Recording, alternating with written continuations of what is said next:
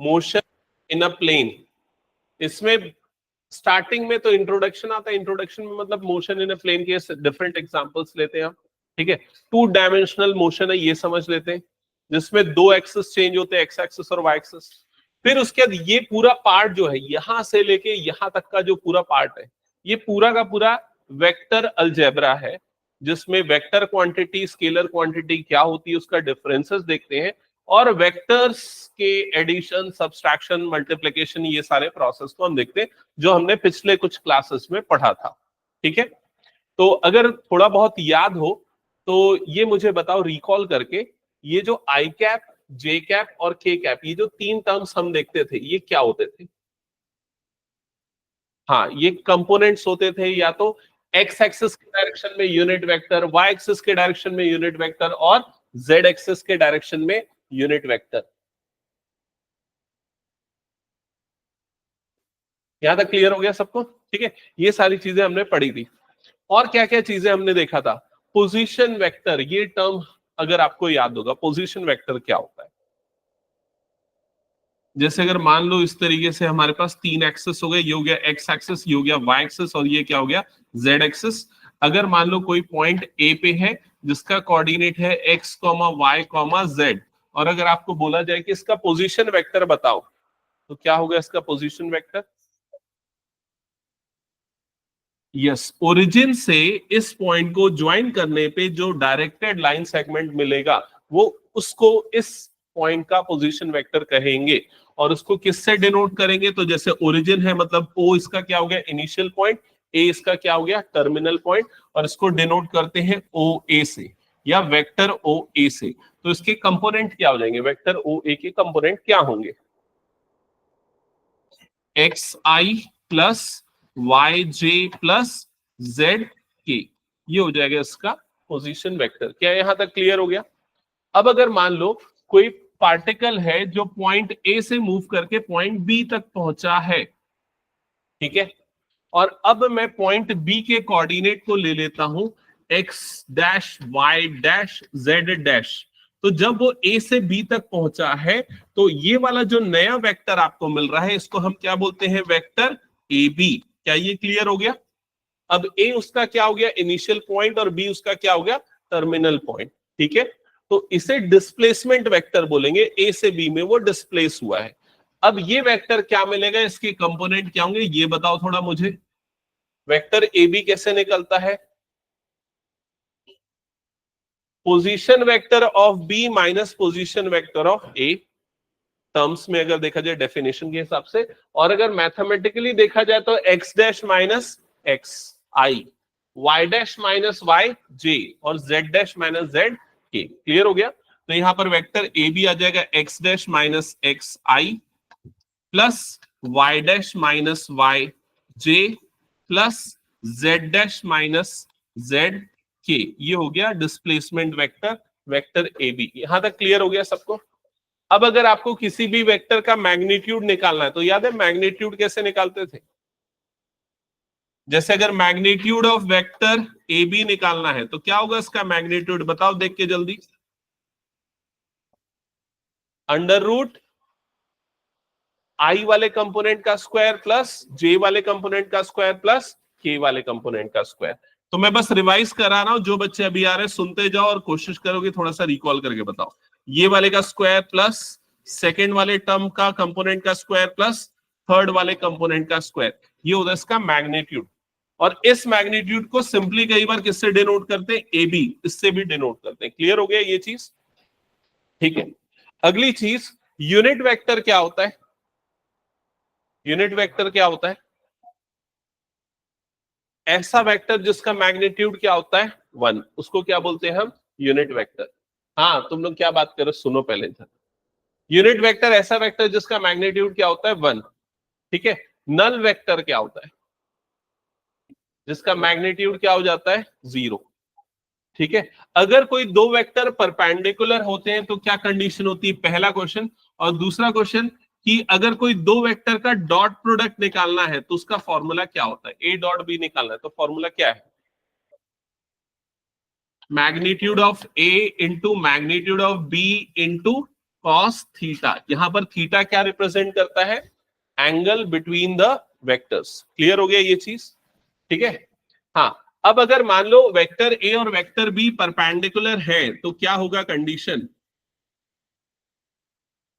ए dot B की value इस condition में क्या हो जाएगी? जीरो। क्यों जीरो हो जाएगी? क्योंकि परपेंडिकुलर तो दोनों के बीच का एंगल 90 डिग्री, तो cos 90 की वैल्यू क्या हो जाती है? जीरो। ठीक है। अगर कोई दो वेक्टर एक दूसरे के पैरेलल है तो क्या होता है? तो वो सेम प्रोपोर्शन में होते। सेम प्रोपोर्शन में मतलब कि अगर मान लो वेक्टर ए का कंपोनेंट है a1i plus b1j plus c1k, और वेक्टर बी का कंपोनेंट है b1i प्लस नहीं a2i plus b2j plus c2k। सो दोनों के पैरेलल में क्या मिलेगा आपको? a1 by a2 is equal to b1 by b2 is equal to c1 by c2। तो इससे क्लियर हो जाएगा दोनों वेक्टर आपस में क्या है? पैरेलल है। पिछली क्लासेस की समरी बता रहा हूं मैं और कुछ नहीं बता रहा हूं। ठीक है। फिर उसके बाद एक और पार्ट आता है स्केलर मल्टीप्लीकेशन ऑफ वेक्टर। अगर मान लो कोई भी एक वेक्टर है, वेक्टर ए है सपोज ये, ठीक है, अगर इस वेक्टर को मैं स्केलर मल्टीप्लाई करूं, रियल नंबर मल्टीप्लाई करूं, 2 से मल्टीप्लाई करूंगा तो क्या होगा? मैग्नीट्यूड क्या हो जाएगा? डबल, और डायरेक्शन क्या होगा? सेम। अगर -3 से मल्टीप्लाई करूंगा तो क्या होगा? मैग्नीट्यूड ट्रिपल हो जाएगा और डायरेक्शन क्या हो जाएगा उसका? अपोजिट। क्या ये सारे कंसेप्ट क्लियर हो गए? ठीक है। एक छोटा सा क्वेश्चन पूछ रहा हूं, वो बताना। फाइंड ए वेक्टर, फाइंड ए वेक्टर, नोट करना, find A vector parallel to the parallel to the find a vector parallel to the resultant of vectors, parallel to the resultant of vectors, parallel to the resultant of vectors. Vector A is equal to I plus 2j minus 3k, and vector B is equal to 5i minus 3j plus 7k,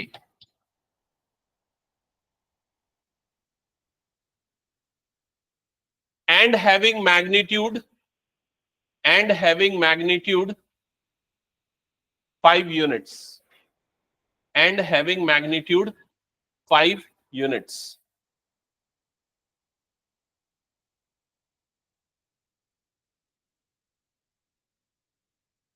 ठीक है। तो question क्या लिखा पढ़ लिया ना सबने? -3k, -3k।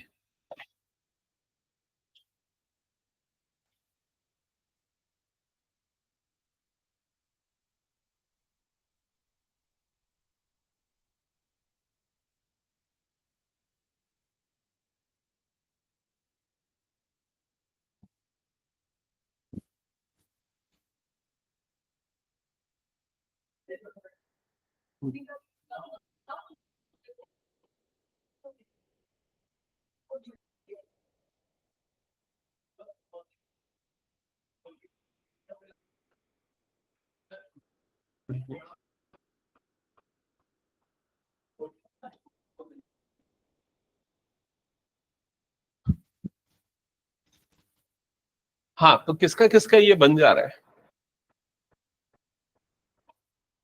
Find a vector parallel to the resultant of these vectors and having magnitude 5 units. I think ये given है।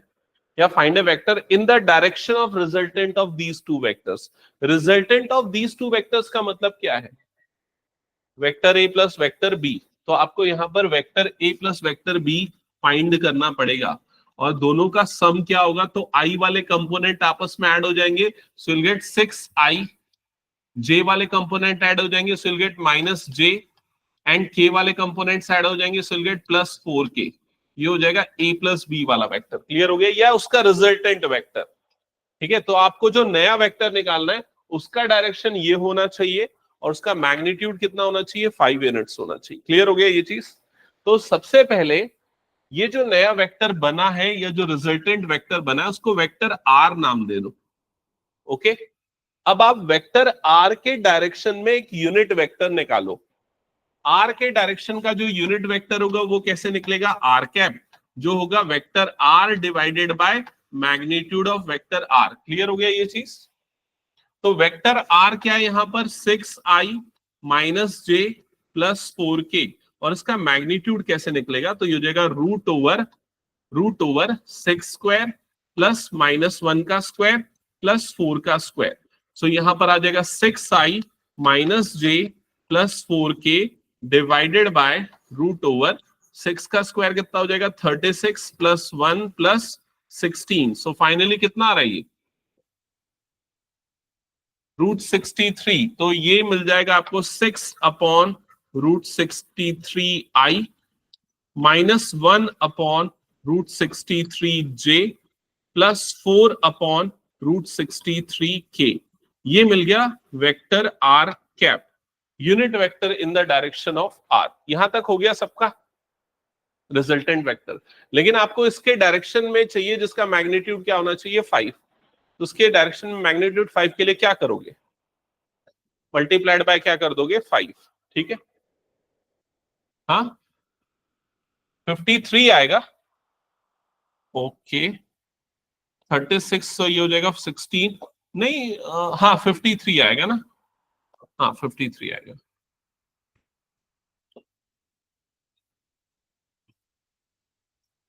तो जो नया वेक्टर होगा vector C, that is equals to 5 times of R cap. तो यहां जाएगा 5 इंटू ये पूरा term 6 upon √53i minus 1 upon √53j और plus 4 upon √53k।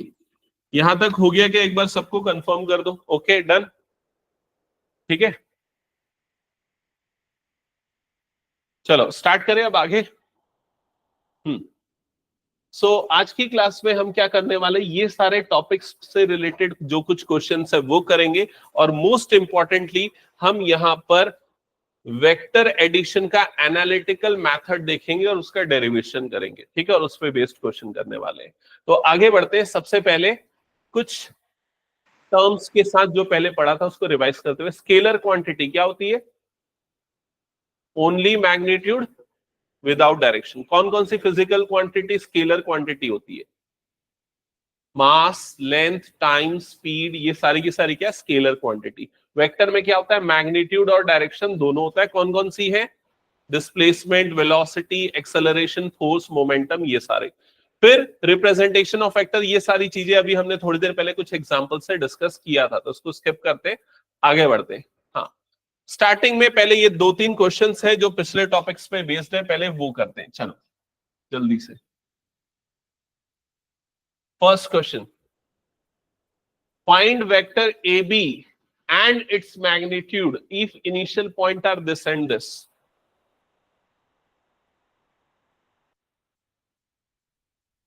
Find vector AB and its magnitude if its initial point are this and this. एकदम साफ साफ बताना किससे ये क्वेश्चन नहीं बनेगा, क्लियरली हाथ उठाना, मैं एक्सप्लेन कर दूंगा। हाँ, और किससे नहीं बनेगा, नहीं बनेगा, और किससे नहीं बनेगा, ठीक है, गुड गुड, वेरी गुड। ये मुझे साफ साफ क्लियर कट आंसर चाहिए सो दैट मैं बता पाऊं, ठीक है। तो देखो, जिनको नहीं पता वो इधर देखो कि कैसे बनेगा। अगर आपको वेक्टर ए बी निकालना है तो सीधे सीधे इसका फॉर्मूला आता है position vector of B minus position vector of A, ठीक है। अब पोजीशन वेक्टर का मतलब क्या है, जो बी की पोजीशन है या जो बी का कोऑर्डिनेट है, माइनस पोजीशन वेक्टर ऑफ ए मतलब जो ए का कोऑर्डिनेट है। तो बी का एक्स कोऑर्डिनेट माइनस ए का एक्स कोऑर्डिनेट, तो ये हो जाएगा 3 - 1, और उसमें क्या मल्टीप्लाई हो जाएगा, आई कैप। आई कैप मतलब unit vector in the direction of x axis, ठीक है। फिर उसके बाद प्लस y कोऑर्डिनेट, किसका, पहले b का लिखेंगे फिर किसका लिखेंगे, a का लिखेंगे। तो 2 - 2, तो ये हो जाएगा 2 - 2 j कैप। फिर ये दोनों के पोजीशंस का डिफरेंस मतलब क्या हो जाएगा, +2 - (-1), और इधर पे क्या हो जाएगा, k कैप। तो फाइनली ये आपको क्या मिल जाएगा 2i plus 0j plus 3k। समझ गए? अगर स्टिल किसी को समझ में नहीं आया है तो मैं यहां पर बता दूं, अगर वेक्टर ए बी निकालना है तो फॉर्मूला है x2 minus x1 i plus y2 minus y1 j plus z2 minus z1 k। ठीक है, ओके। ये सीधे सीधे फॉर्मूला है और यहां पर जो b है उसके कोऑर्डिनेट x2 y2 z2 है और जो a है उसके कोऑर्डिनेट x1 y1 z1 है और यही फॉर्मूला यहां पर लगा है। ये अभी तो सबको क्लियर हो गया ना? जिसको नहीं पता था अभिनव क्लियर, ध्यान क्लियर, वरिष्ठा ओके। इस तरीके से निकालते किसी भी वेक्टर को अगर उसके दो पॉइंट दिए हो, इनिशियल और टर्मिनल पॉइंट। दूसरा चीज आपको उसका मैग्नीट्यूड निकालना है, तो मैग्नीट्यूड भी जिसे नहीं पता तो वो देख लो। अगर magnitude of vector A B निकालना है तो उसको पहले तो ऐसे शो करते हैं, मैग्नीट्यूड के लिए दो वर्टिकल लाइन लगाते हैं, फिर रूट ओवर आई वाले कंपोनेंट का स्क्वायर। तो भाई यहाँ आई का कंपोनेंट मतलब उसका कोफिशिएंट क्या है 2, तो यहां पर क्या आ जाएगा 2 का स्क्वायर, प्लस जे वाले कंपोनेंट का स्क्वायर मतलब क्या आ जाएगा 0 का स्क्वायर, प्लस के वाले कंपोनेंट का स्क्वायर मतलब क्या आ जाएगा 3 का स्क्वायर। क्लियर हो गया ये चीज? तो कितना मिल जाएगा ये रूट ओवर 4 प्लस 9 कितना आ जाएगा √13। ये आ गया इसका मैग्नीट्यूड। Okay done. चलो नेक्स्ट क्वेश्चन पे आते हैं। अच्छा आई जे के जिनको नहीं पता, अभी उस पर और मैं डिस्कशन नहीं करूंगा, बस ये ध्यान रख लो आई एक्स एक्सिस के डायरेक्शन का एक वेक्टर है, जे वाई एक्सिस का डायरेक्शन को रिप्रेजेंट करता है और के जेड एक्सिस को रिप्रेजेंट करता है। ठीक है, 17th एग्जांपल ये किसी का बना? 17th एग्जांपल में लिखा है अ वेक्टर एक्स। तो भाई यहां पर एक वेक्टर एक्स है, when added to resultant of vectors a and b, जब इस वेक्टर x को a और b के रिजल्टेंट के साथ ऐड करें तो क्या मिलता है? Gives a unit vector along x। तो ये क्या देता है? यूनिट वेक्टर देता है अलोंग x एक्सिस। ठीक है, क्वेश्चन तो आपके पास शॉर्ट में लिखा होना चाहिए, बिकॉज उसके बिना सॉल्यूशन का करोगे क्या? ठीक है, तो क्वेश्चन तो पता ही होना चाहिए कि क्या है या कॉपी में लिखा होना चाहिए। तो वेक्टर x को किससे ऐड कर रहे हैं? किससे ऐड करें? a और b के रिजल्टेंट से।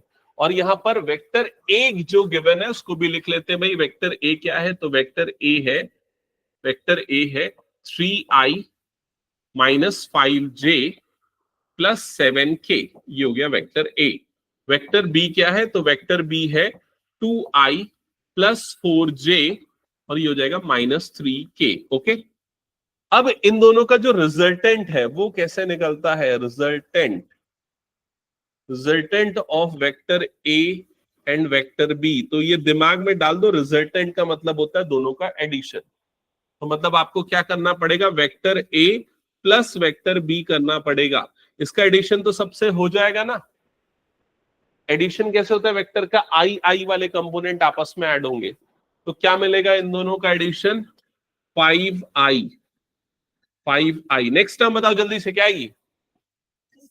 -j and +4k, -j and +4k। यहां तक सबका हो गया? एक बार कंफर्म कर दो। ठीक है, ये हो गया रिजल्टेंट दोनों का, जिसको हम एक काम करते हैं वेक्टर आर से डिनोट कर देते। कोई नया वेक्टर बना तो वेक्टर आर से डिनोट करते हैं। अब ये वाली लाइन का मतलब क्या है? देखो जल्दी से ध्यान दो। x added with the resultant, x किसके साथ ऐड हो रहा है? ये वाले वेक्टर के साथ ऐड हो रहा है। ठीक है, और उसके बाद क्या बोल रहा है? Gives unit vector along y axis. इस वाली लाइन का मतलब क्या है? जब हम वेक्टर x को ऐड कर रहे हैं r के साथ तो आपको रिजल्ट में क्या मिल रहा है? Gives what? क्या मिल रहा है? Unit vector in the direction of y axis. तो y एक्सिस के डायरेक्शन को किससे रिप्रेजेंट करते हैं? j से। समझ रहे? और यूनिट वेक्टर मतलब j कैप हो गया। समझ में आई ये चीज? तो दिस इक्वल्स टू क्या हो गया यहां पर? j। क्या ये क्लियर हो गया? ठीक है, अब यहां पर वेक्टर x आपको नहीं पता क्या है, तो आप एक काम करो, अज्यूम कर लो कि वो है xi plus yj plus zk। हमने अज्यूम कर लिया ये वेक्टर x है। वेक्टर r ऑलरेडी आपने निकाल लिया था, क्या था ये 5i minus j plus 4k, that is equals to, यहां पर राइट साइड में क्या आ रहा है, j कैप आ रहा है। क्लियर हो गया ये चीज। अब क्या होगा, ये x वाला i वाला कंपोनेंट और ये i वाला कंपोनेंट आपस में ऐड होगा, तो इन दोनों का एडिशन क्या बन जाएगा 5 प्लस x, और यहां पर क्या आ जाएगा i कैप। ये समझ में आया क्या हुआ। नेक्स्ट टर्म क्या होगा, j वाले कंपोनेंट्स आपस में ऐड होंगे, तो प्लस यहां पर मिलेगा y, और ये क्या हो जाएगा -1, तो ये आ जाएगा y -1, इधर पे आ जाएगा j कैप, और k वाले कंपोनेंट आपस में ऐड होंगे तो प्लस यहां पर क्या बन जाएगा z प्लस 4, और इधर पे क्या आ जाएगा k cap is equal to, right side में यहां पर क्या दिख रहा है आपको j कैप। यहां तक सबको क्लियर हो गया, एक बार देख लो जल्दी से। हाँ, अब इस क्वेश्चन में फाइनली आपको निकालना क्या था, आपको निकालना था वेक्टर x चाहिए था, और आपने यहाँ वेक्टर x को क्या कंसीडर किया है, तो ये है आपका vector x, xi plus yj plus zk, ये है आपका वेक्टर x। तो उसके लिए आपको small x small y small z की वैल्यू चाहिए, और उसके लिए ये वाला जो इक्वेशन आखिरी वाला जो मिला वो काम आएगा। कैसे कैसे यूज करोगे इसको, कंपेयर कर दोगे, तो लेफ्ट साइड में i का coefficient equal to right side में i का कोफिशिएंट, तो राइट साइड में i का कोफिशिएंट क्या है, 0 है ही नहीं, तो यहां पर सिंपली क्या करोगे, x 5 प्लस एक्स को इक्वल्स टू 0 करोगे, और आपको x की वैल्यू मिल जाएगी -5। सिमिलर वे में दोनों के j के कोफिशिएंट को कंपेयर करोगे, तो यहां पर y की वैल्यू मिलेगी, तो y -1 इज इक्वल टू क्या आएगा, इज इक्वल्स टू 1। हाँ, और y की वैल्यू यहां पर आ जाएगी 2। क्या ये क्लियर हो गया, क्योंकि वहां पर j वाला टर्म है तो उसका कोफिशिएंट 1 है। और सिमिलर वे में लास्ट जो आपको दिख रहा है z प्लस 4, k का कोफिशिएंट उसको इक्वल्स टू 0 करोगे, बिकॉज k वाली टर्म नहीं है, तो z की वैल्यू क्या आ जाएगी यहाँ पर -4। ये क्लियर हो गया सबको। तो जो आपने वेक्टर x लिया था, अज्यूम किया था, तो वेक्टर x के कंपोनेंट क्या मिल गए, -5i plus 2j and -4k, तो यह आ जाएगा -5i plus 2j and -4k। क्या ये क्लियर है सभी को। हाँ वेक्टर x की बदला हम लोग x y z लिखे, हाँ तो वैसे ही रहने देते हैं, तो x हाँ वेक्टर, तो फिर वो जो r वाली थी उसको इधर ले जा रहे थे माइनस, बिल्कुल, तो भी वही आता आंसर। हाँ, जो उसने बोला वो बाकी बच्चे समझे कि नहीं। अगर मान लो इसको हम ऐसा न करके इधर भेज देते पूरे को, तो क्या होता, ये 5 उधर जाता तो क्या हो जाता -5, ये -j उधर जाता तो क्या हो जाता +j, तो j ऐड होके क्या बन जाता 2j, है ना। तो x की वैल्यू कितनी आ जाती -5, y की वैल्यू कितनी आ जाती 2, उसको भी कंपेयर करके निकाल सकते थे। क्या ये क्लियर हो गया सबको। हटा दूं फिर इस क्वेश्चन को मैं। चलो नेक्स्ट क्वेश्चन। ये क्वेश्चन JEE 24 लास्ट ईयर का क्वेश्चन है, वेक्टर का ही क्वेश्चन है, इसी यूनिट का। इसी यूनिट का एक बार चेक करो, सॉल्व करके बताओ क्या आएगा।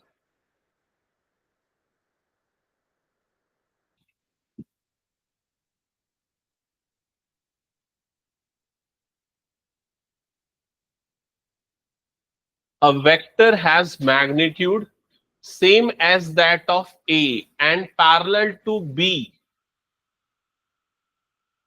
The x and y components of the vector in first quadrant are x and 3 respectively, where x is equal to question mark. चलो क्वेश्चन नोट करो पहले तो जल्दी से शॉर्ट में।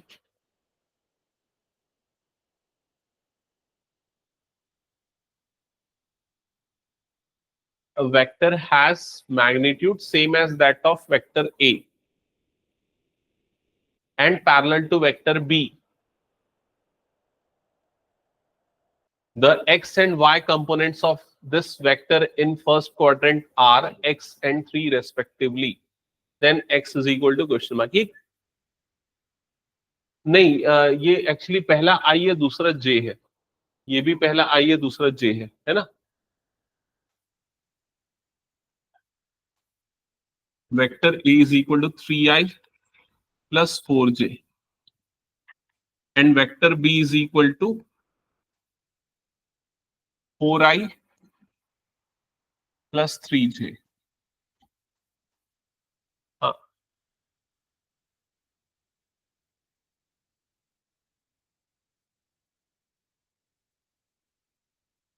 किसी का बन गया?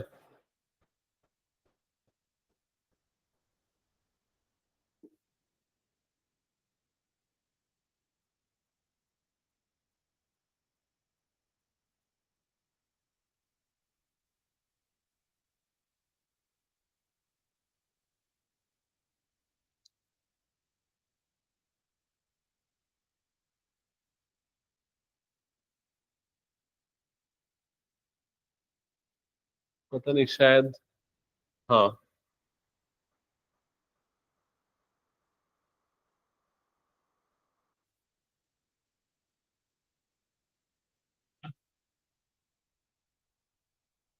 हाँ हो रहा है। हम्म।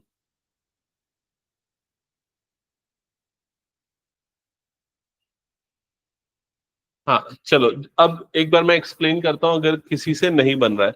आपको एक नया वेक्टर निकालना है, ठीक है। पहले तो मैं नॉर्मल तरीके से एक्सप्लेन करता हूँ, फिर इसका शॉर्टकट इस क्वेश्चन के लिए जो होगा वो बता दूं, ठीक है। आपको एक नया वेक्टर निकालना है, मान लेते हैं वो जो नया वेक्टर निकालना है वो वेक्टर आर है, ठीक है। अब इसने क्या बोला कि जो वेक्टर आर है उसका magnitude same as vector A है।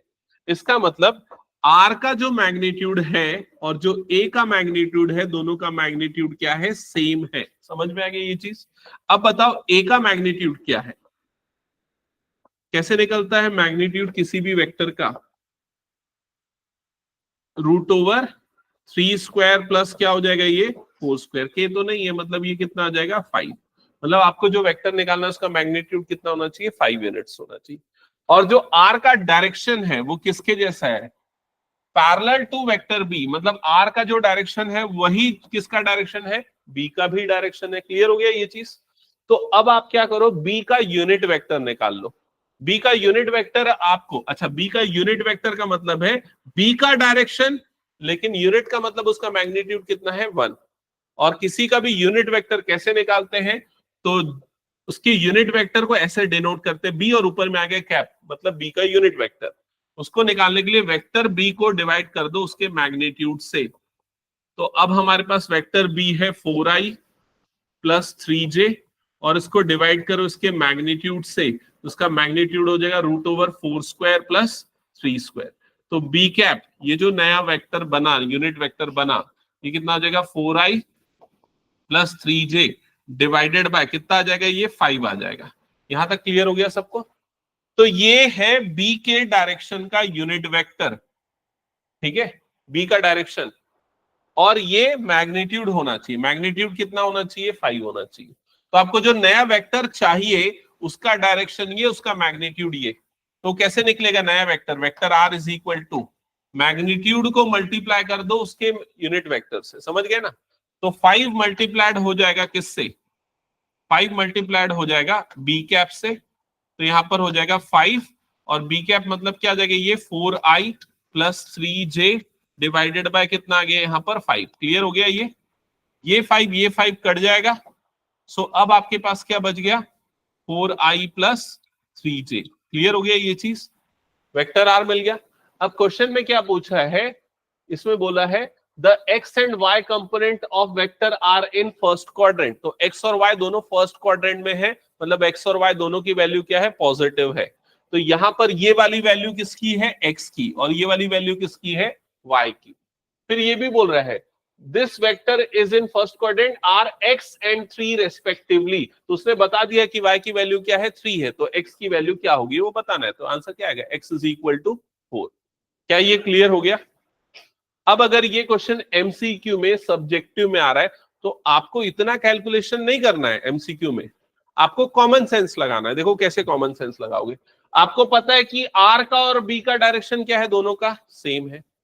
आपको बोल रहा है आर और ए का मैग्नीट्यूड क्या है? सेम है।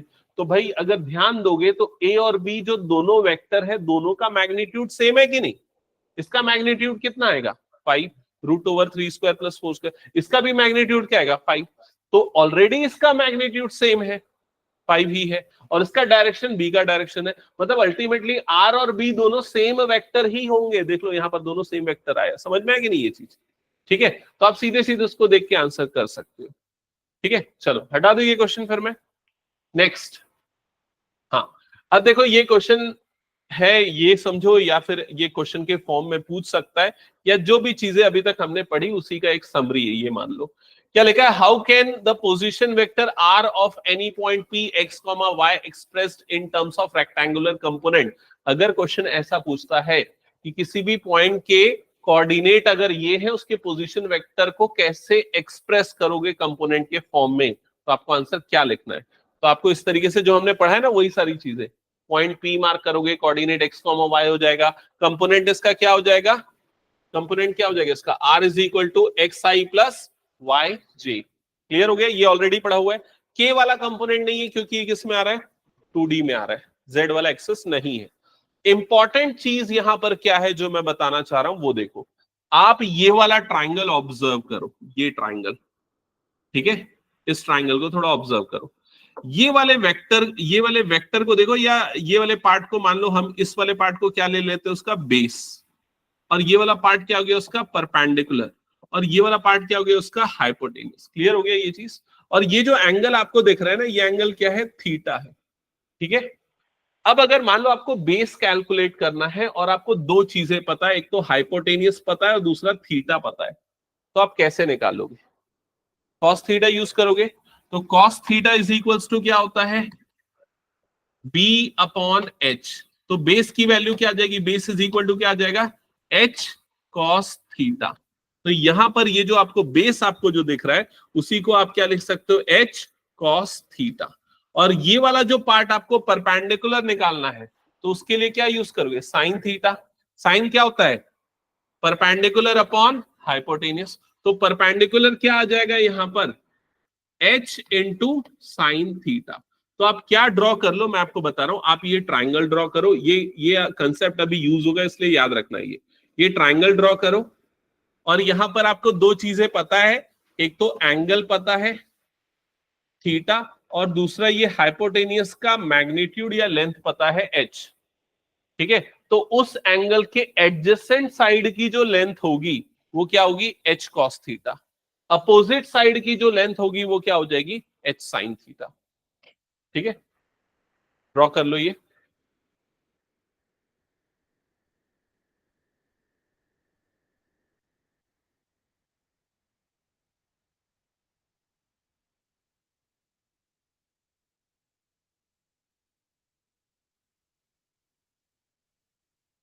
यहां तक हो गया सभी का?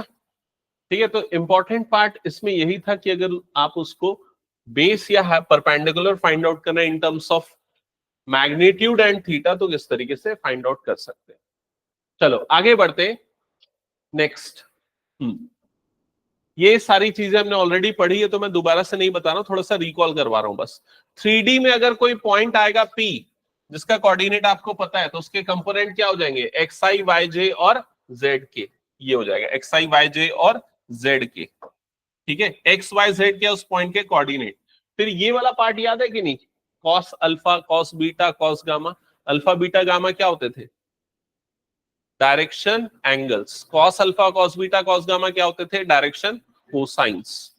ठीक है, और फिर एक डायरेक्शन रेशियोज वाला भी पार्ट आया था। तो ये सारी वही चीजें हैं, इसको भी स्किप कर रहा हूं फिलहाल में, उतना काम का नहीं है ये।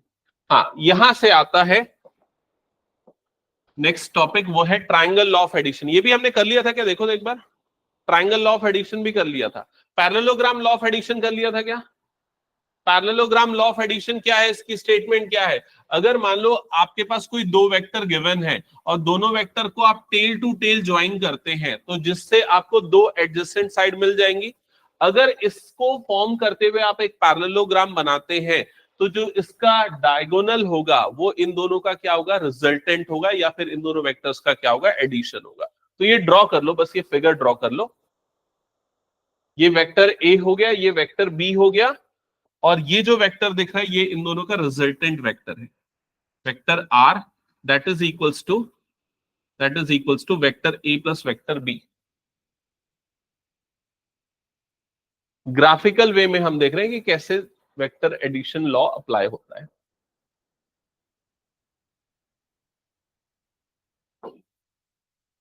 अच्छा, अगर आपको ग्राफिकली शो करना हो vector A minus vector B तो कैसे शो करेंगे, एक बार कॉपी में ड्रॉ करके दिखाओ तो। Vector A minus vector B copy में ड्रॉ करके दिखाओ कैसे होगा। सेम इसी लॉ से, पैरेललोग्राम लॉ ऑफ एडिशन से, अगर आप डिफरेंस ऑफ टू वेक्टर निकाल रहे हैं, दिखा ना ड्रॉ करके।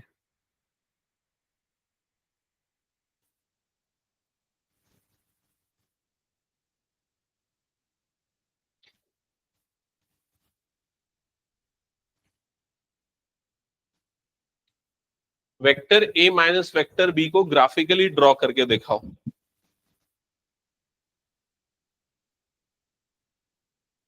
नहीं नहीं,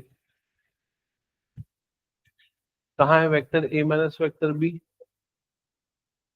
नहीं। हाँ, किसी ने ड्रॉ किया? कहाँ है? नहीं नहीं नहीं, गलत है वो। नहीं। और किसी का? चलो इधर पे ध्यान दो। देखो एक्चुअल में ये, इसके पहले ना ये चीज समझो कि ये लॉ कैसे लगा है। हमारे पास रैंडमली मान लो एक वेक्टर ए यहां पर है, वेक्टर बी यहां पर है, दोनों का भी इनिशियल पॉइंट सेम नहीं था, अलग अलग था। तो मैंने क्या किया भाई, ये वेक्टर को यहां पर उठा के रख दिया, दोनों वेक्टर इक्वल होंगे क्योंकि डायरेक्शन और मैग्नीट्यूड सेम था। समझ में आया कि नहीं ये चीज? अब उसके बाद पैरेललोग्राम फॉर्म किया, उसका डायगोनल मिल गया हमें, वो उसका रिजल्टेंट है।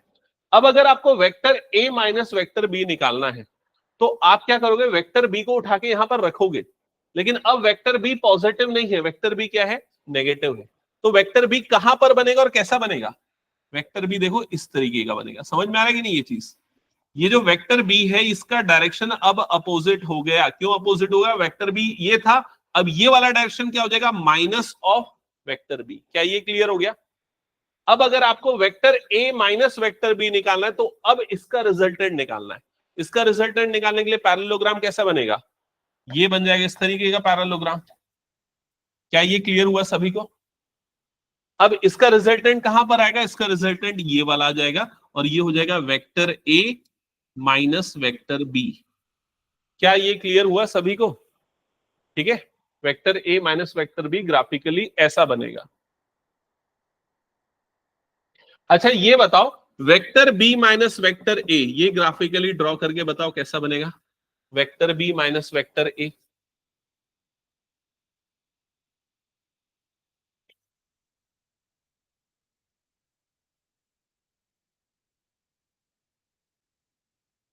Vector B minus vector A,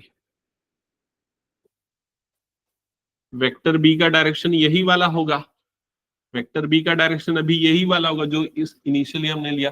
vector A अभी इस तरफ जा रहा था, अब माइनस ऑफ वेक्टर ए कहां पर जाएगा, यहां पर आ जाएगा। समझ में आया कि नहीं ये चीज, देख लो जल्दी से। तो अब ये दोनों का जब रिजल्टेंट लेंगे तो उसके लिए हमने इस तरीके से पैरेललोग्राम बनाया और इसका रिजल्टेंट ये वाला हो जाएगा। क्या ये बना सही? एक बार चेक कर लो। ये आएगा vector B minus vector A. क्या ये क्लियर है सभी को? अच्छा अब ये बताओ, minus vector B minus vector A, इसको प्लॉट करके बताओ कैसा बनेगा, minus vector B minus vector A. तो अगर इसी को देखोगे तो ये वाला जो वेक्टर हो जाएगा ये क्या हो जाएगा, माइनस वेक्टर बी। ये वाला जो वेक्टर बनेगा ये क्या हो जाएगा, माइनस वेक्टर ए। अब इन दोनों का रिजल्टेंट कैसा बनेगा, तो देखो इन दोनों का रिजल्टेंट क्या बन जाएगा, ये वाला, ये हो जाएगा minus vector B minus vector A. समझ में आया कि नहीं ये चीज? ये मैंने इसीलिए बताया क्योंकि कई बच्चों ने ये वाले पार्ट को ए माइनस बी के लिए क्या कर दिया था, बस उसका डायरेक्शन अपोजिट कर दिया था, है ना। वो क्यों नहीं होगा ये चीज बताने के लिए। अगर अपोजिट डायरेक्शन है मतलब दोनों पार्ट्स क्या हो जाएंगे, नेगेटिव। क्या ये क्लियर हो गया सभी को? हटा दो फिर इसको मैं। ओके चलो आगे बढ़ते हैं नेक्स्ट। हाँ ये एक क्वेश्चन है, सिंपल प्रूफ वाला क्वेश्चन है, इसको एक बार डिस्कस कर लेते हैं। ये दोनों लॉ ऑफ एडिशन पे ही बेस्ड है। तो क्या लिखा है हेडिंग एक बार पढ़ना, ABCD is a parallelogram, AC and BD are its diagonals। तो पहले एक पैरेललोग्राम ड्रॉ करो जल्दी से, एक पैरेललोग्राम ड्रॉ कर लो।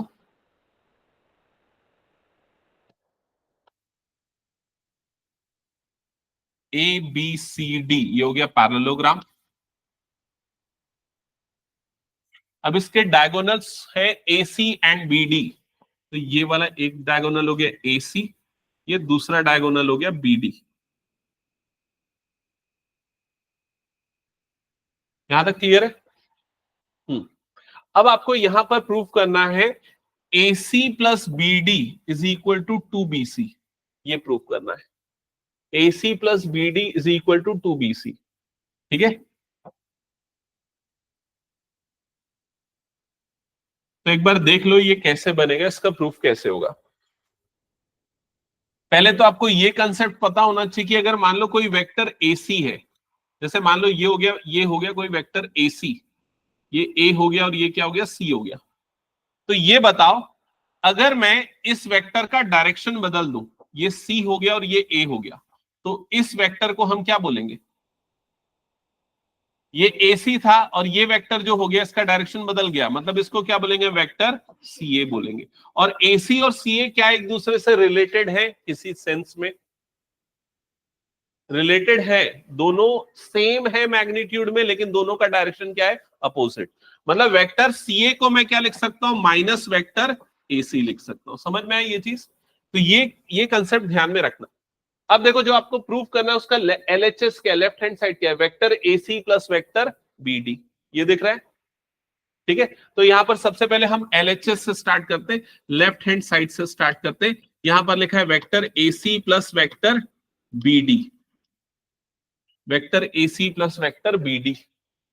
ठीक है, अब AC वाले वेक्टर को अगर आप ध्यान से देखोगे तो देखो यहां पर ट्राइंगल लॉ ऑफ एडिशन का कंसेप्ट अप्लाई हो रहा है। ये रिजल्टेंट है, ट्राइंगल लॉ ऑफ एडिशन के हिसाब से कौन से दो वेक्टर का रिजल्टेंट है? ये AB एंड BC। तो AB प्लस BC ये लिख सकते हैं हम वेक्टर AC की जगह पे। ये समझ में आ गया? तो वेक्टर AC की जगह पे मैं लिख रहा हूं vector AB plus vector BC। ये क्लियर हो गया सबको? ठीक है, उसी तरीके से जो आपको दूसरा वेक्टर यहां पर दिख रहा है, कौन सा है वो? Vector BD। तो ये है वेक्टर BD। अब वेक्टर BD में अगर आपको ट्रायंगल लॉ ऑफ एडिशन लगाना है तो कौन सा वेक्टर लेना पड़ेगा? देखो यहां पर vector BA plus vector AD दिख रहा है कि नहीं? देखो यहां पर ये हो जाएगा BA, यहां पर ये आ जाएगा B और ये हो जाएगा A, BA। फिर इधर पे क्या हो जाएगा? A से लेके ये कहां जाएगा? A से लेके D, AD, ये वाला वेक्टर हो गया। और ये वेक्टर का रिजल्टेंट क्या बन जाएगा? Vector BD। क्या ये क्लियर हो गया? तो वेक्टर BD को आप क्या लिख सकते हो? BA plus AD, triangle of addition से। तो BD की जगह पे आ जाएगा vector BA plus vector AD। क्या यहां तक क्लियर हो गया सभी को? ठीक है, अब यहां पर ध्यान देना, ये AB है और ये BA है। यहां पर AB है और ये क्या है? BA है। दोनों का इनिशियल टर्मिनल्स जो है वो क्या है? डिफरेंट है, अपोजिट है। तो AB को हम क्या लिख सकते हैं? Minus vector BA। समझ में आएगी नहीं ये चीज? प्लस ये हो गया वेक्टर BC प्लस ये हो गया वेक्टर BA प्लस ये हो गया वेक्टर AD। यहां तक क्लियर हो गया सबको? अब क्या होगा यहां पर? माइनस BA और प्लस BA कट जाएगा। अब आपके पास क्या बचा? जो बचा उसको लिख लो, BC प्लस AD। यहां पर बच गया vector BC plus vector AD। लेकिन आपको जो प्रूफ करना है वो क्या है? 2 वेक्टर BC है, तो ये वाले AD को BC में कन्वर्ट करना पड़ेगा। अब AD और BC वाले वेक्टर फिगर में देखो कहां पर है? AD और BC ये दोनों वेक्टर है ना? ये दोनों वेक्टर इक्वल वेक्टर है क्या? कैसे डिसाइड होता है वेक्टर इक्वल है? Magnitude same, direction same. तो देखो दोनों का मैग्नीट्यूड सेम है, अपोजिट साइड्स ऑफ पैरेललोग्राम, दोनों का डायरेक्शन भी सेम है, सेम डायरेक्शन में जा रहे हैं क्योंकि दोनों आपस में पैरेलल है, सेम तरफ एरो बन रहा है। तो इसलिए हम एडी को भी क्या लिख सकते हैं, बीसी। तो ये बन जाएगा vector BC plus vector BC. So finally क्या मिल जाएगा आपको, 2 वेक्टर बीसी। क्या ये क्लियर हो गया? ये हो गया फर्स्ट वाला पार्ट प्रूफ। सेकंड वाला करके दिखाओ तुम लोग खुद से। सेकंड वाला करने के लिए ज्यादा कुछ नहीं करना, देखो हिंट ऑलरेडी यहां पर मैंने दे दिया है। एसी की जगह में क्या लिखोगे और बीडी की जगह पे क्या लिखोगे ऑलरेडी हमने लिखा हुआ है। तो सेम प्रोसेस फॉलो करो और लिख के बताओ क्या आएगा।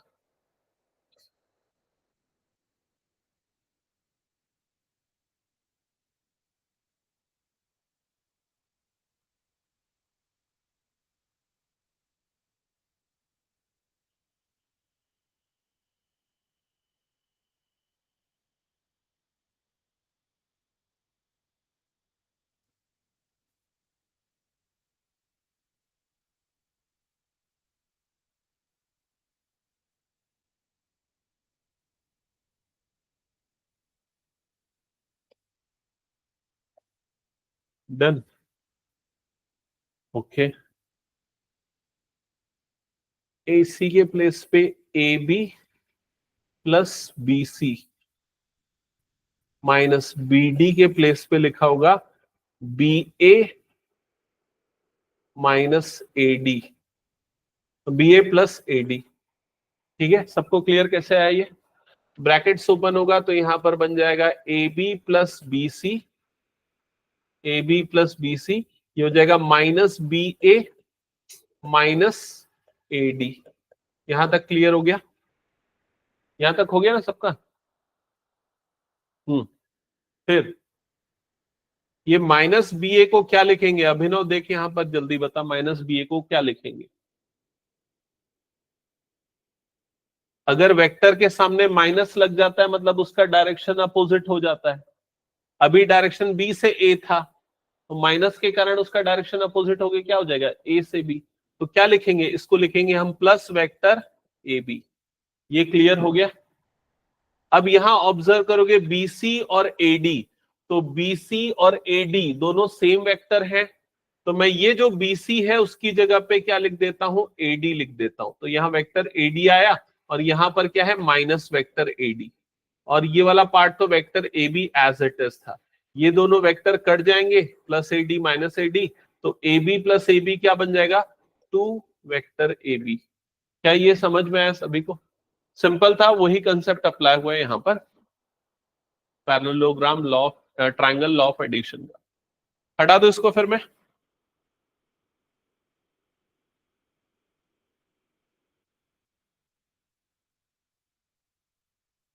चलो नेक्स्ट। अब ये सबसे इंपॉर्टेंट आप बोल सकते हो कि टॉपिक है, क्वेश्चन है इस चैप्टर का, ठीक है, या डेरिवेशन है। तो ये क्वेश्चन के फॉर्म में एनसीईआरटी में गिवन है और इससे एज अ फॉर्मूला हम यूज करेंगे आगे आने वाले कई क्वेश्चंस में, ठीक है। सो क्वेश्चन है, find the magnitude and direction of the resultant of two vectors A and be in terms of their magnitudes and angle theta between them. ठीक है, इसी को आप और क्या बोल सकते हो, इसी को आप क्वेश्चन में कैसे कैसे पूछ सकता है, हो सकता है ये मेंशन करे analytical method of vector addition, इसके लिए एक्सप्रेशन डिराइव करो, derive an expression for magnitude and direction of addition of vectors using analytical method, ये पूछ सकता है। ठीक है, तो देखो इसके लिए आपको क्या करना पड़ेगा, पहले दो वेक्टर्स अज्यूम करेंगे, vector A and vector B. Start करो। Let us consider two vectors, vector A and vector B. Let us consider two vectors, vector A and vector B, and angle between them,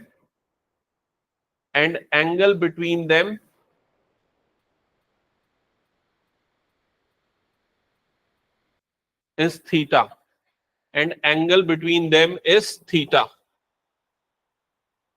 note कर लिया?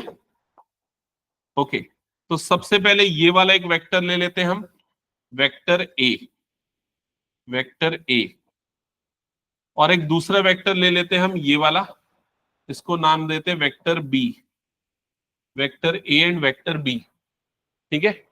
और ये दोनों के बीच का angle theta है, तो वो जो एंगल थीटा है वो कहां बनेगा बताओ? वो एंगल थीटा जो है ना, वो एंगल थीटा यहां पर नहीं बनेगा।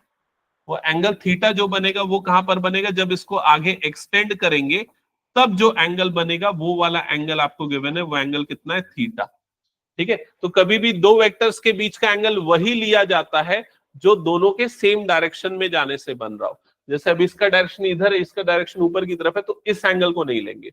एंगल लेंगे जब दोनों बाहर की तरफ जा रहे हो या फिर दोनों अंदर की तरफ आ रहे हो। क्लियर हो गया ये चीज? तो यहां पर आपको दोनों वेक्टर्स और दोनों के बीच का एंगल दे दिया, थीटा दे दिया। अब आपको इन दोनों के रिजल्टेंट, रिजल्टेंट मतलब क्या होता है? दोनों का एडिशन, उसके मैग्नीट्यूड और उसके डायरेक्शन के लिए एक्सप्रेशन बनाना है। तो उसका जो रिजल्टेंट बनेगा वो ट्रायंगल लॉ ऑफ एडिशन से हमने देखा, उसका रिजल्टेंट क्या होगा? ये होगा उसका रिजल्टेंट। क्लियर हो गया ये चीज? और इस रिजल्टेंट को हम एक्सप्रेस करते हैं वेक्टर आर से, ठीक है। और आपको वेक्टर आर का क्या चाहिए? वेक्टर आर का चाहिए मैग्नीट्यूड, और वेक्टर आर का क्या चाहिए? डायरेक्शन। ये दोनों चीजें आपको चाहिए, उसका डेरिवेशन करना है, ठीक है। ओके, तो डायरेक्शन के लिए हम सिंपल सी चीज ले लेंगे। मान लेते हैं कि वेक्टर आर ए के साथ अल्फा निकालता है, तो आपको अल्फा की वैल्यू निकालनी है, अल्फा उसका डायरेक्शन हो जाएगा, ठीक है। यहां तक का हो गया स्ट्रक्चर सबका? ओके, अब इसका मैग्नीट्यूड और डायरेक्शन निकालने के लिए हम देखो एक छोटा सा कंस्ट्रक्शन करते हैं। यहां पर इसको थोड़ा आगे एक्सटेंड कर देंगे और यहां से इसके ऊपर एक परपेंडिकुलर ड्रॉ कर देंगे। ये बन गया परपेंडिकुलर।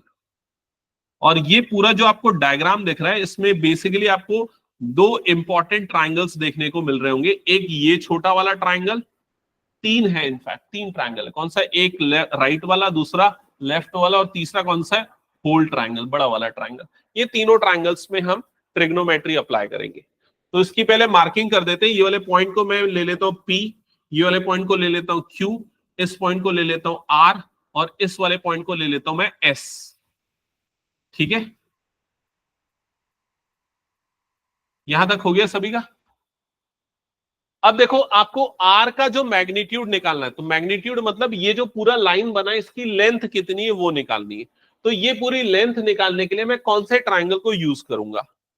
ये दो ट्राइंगल के अंदर आ रहा है। एक तो ये राइट लेफ्ट वाला जो छोटा ट्राइंगल उसके अंदर आ रहा है, लेकिन उसमें कोई रिलेशन तो बन नहीं रहा है। दूसरा कौन से ट्राइंगल के अंदर आ रहा है? ये सबसे बड़े वाले ट्राइंगल के अंदर आ रहा है। तो जो सबसे बड़ा ट्राइंगल है वो कौन सा ट्राइंगल है? वो है right angle triangle.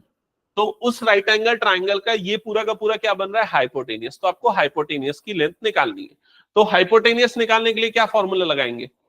h² is equal to P square plus B square.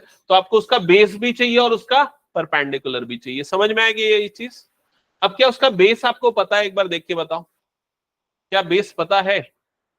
यहां से यहां तक की लेंथ आपको पता है, P से Q तक की लेंथ। P से Q तक की जो लेंथ है वो वेक्टर A का मैग्नीट्यूड है, जिसको आप किससे डिनोट कर सकते हो? A से, या मैग्नीट्यूड ऑफ वेक्टर A से। क्लियर हो गया ये चीज? और यहां से यहां तक की जो लेंथ है Q से लेके S तक की लेंथ, ये आप निकाल सकते हो किसके टर्म्स में? थीटा के टर्म्स में। और किसके टर्म्स में? B के टर्म्स में। ये देखो, ये B के टर्म्स क्या हो जाएगा? ये बी कॉस थीटा। याद करो थोड़ी देर पहले हमने किया था, ये राइट एंगल ट्राइंगल लेंगे तो जिसमें जो बेस होगा वो क्या हो जाएगा? Hypotenuse into cos theta. तो ये वाली वैल्यू क्या आ जाएगी? B cos theta. क्या ये चीज सबको समझ में आ गया? ठीक है। हाँ, अब ये छोटा वाला जो ट्राइंगल आपको दिख रहा है, ये जो छोटा वाला ट्राइंगल दिख रहा है, इसका परपेंडिकुलर भी निकाल सकते हो आप हाइपोटेनियस और थीटा के टर्म्स में। क्या हो जाएगा? ये बी साइन थीटा। तो ये वाला पार्ट हो जाएगा बी साइन थीटा। यहां तक सबको क्लियर हो गया? डायग्राम का एक एक पॉइंट क्लियर है कि नहीं, एक बार कंफर्म कर लो।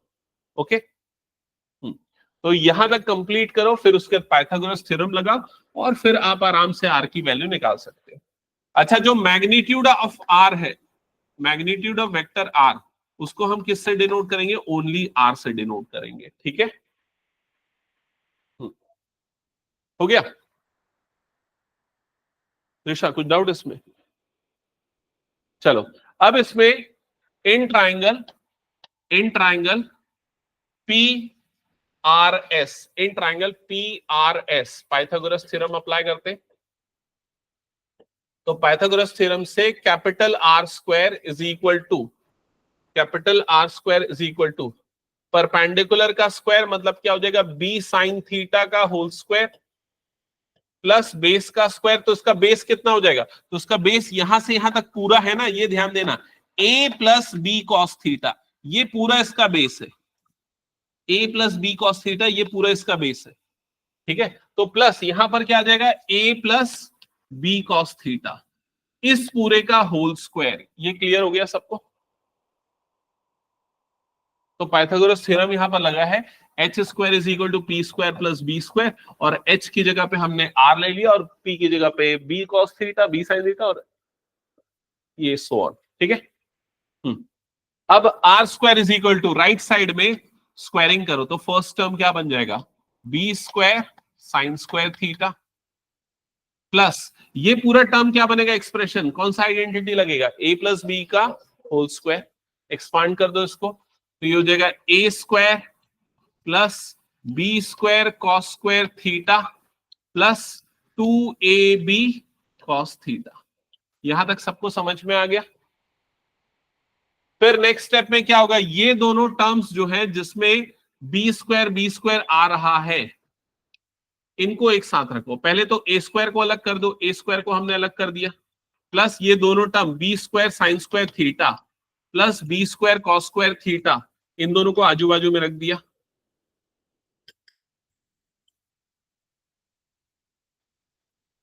Plus 2ab cos theta. अब इन दोनों में से बी स्क्वायर को निकाल लो कॉमन, बी स्क्वायर को निकाल लो कॉमन, तो क्या बन जाएगा, ब्रैकेट के अंदर क्या बचेगा, sine square theta plus cos square theta, और उसकी वैल्यू हो जाएगी 1।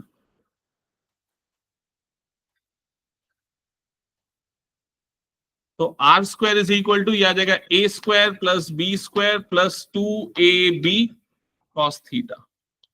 ये क्लियर हो गया सबको। अब अभी आर स्क्वायर मिला है, आपको चाहिए आर, तो आर निकालने के लिए क्या करोगे, root over A square plus B square plus 2ab cos theta. क्या ये क्लियर हो गया सबको।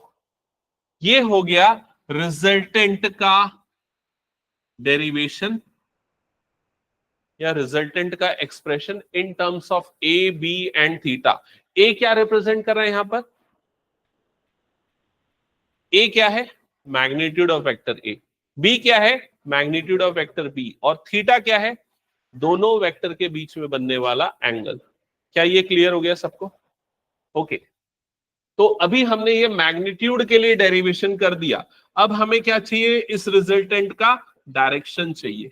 तो देखो डायरेक्शन के लिए मैंने क्या बताया था, डायरेक्शन मतलब ये जो रिजल्टेंट है ये पहले वाले वेक्टर से क्या एंगल बना रहा है, तो उस एंगल को हमने क्या अज्यूम कर लिया था, अल्फा।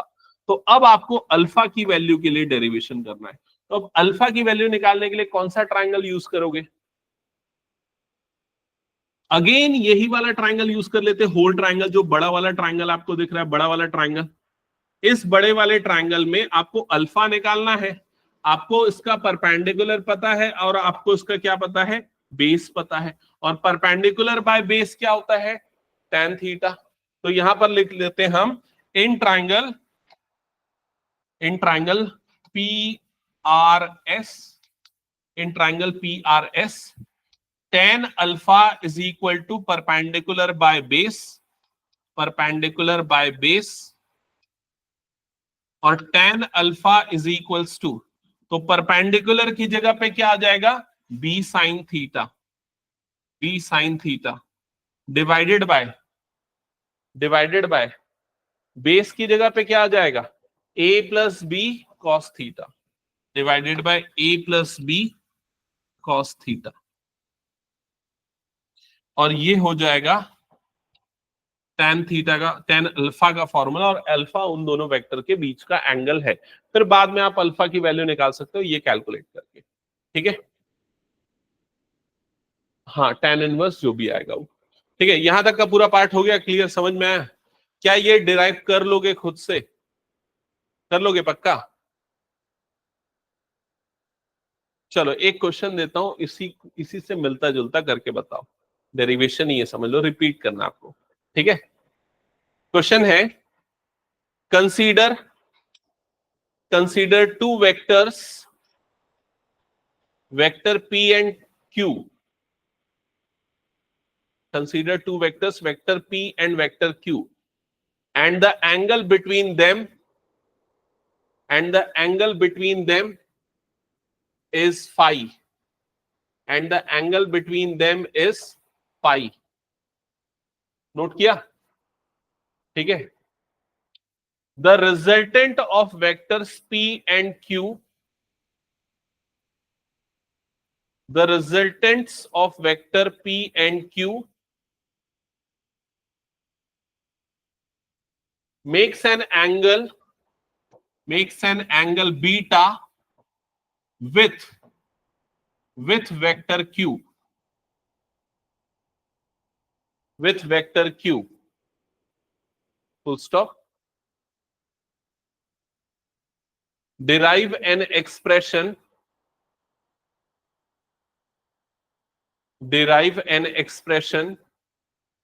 for direction of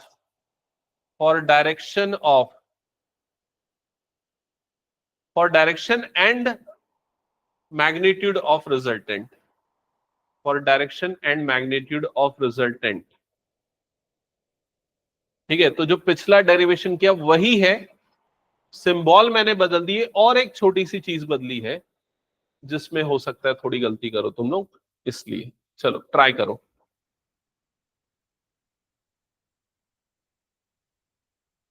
अगर किसी को क्वेश्चन समझ में नहीं आया तो एक्सप्लेन कर देता हूं।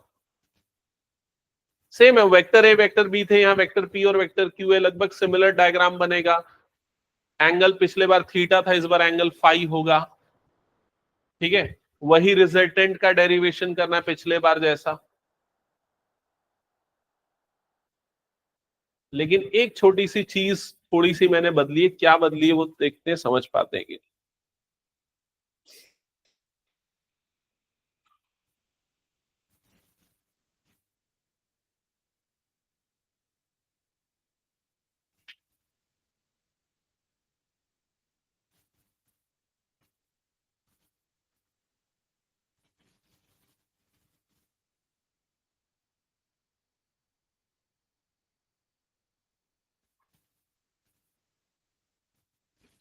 ये जो बना है ना, ये ऐसा नहीं बनेगा, ये परपेंडिकुलर बनेगा। ठीक है, समझ गए ना श्री?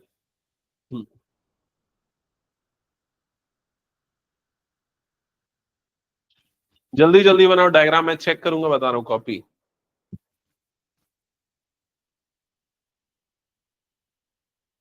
और गलत होगा तो कोई बात नहीं, मैं सुधारूंगा, उसको सुधारना फिर ठीक करना।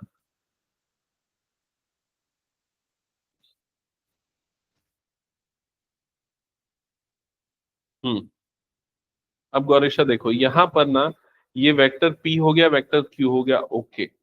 ये जो बीटा है उसके बारे में उसने क्या लिखा है क्वेश्चन में, कि बीटा जो है वो रिजल्टेंट, रिजल्टेंट कौन सा है तुम्हारा, ये रिजल्टेंट है, और q के बीच में बनने वाला एंगल है।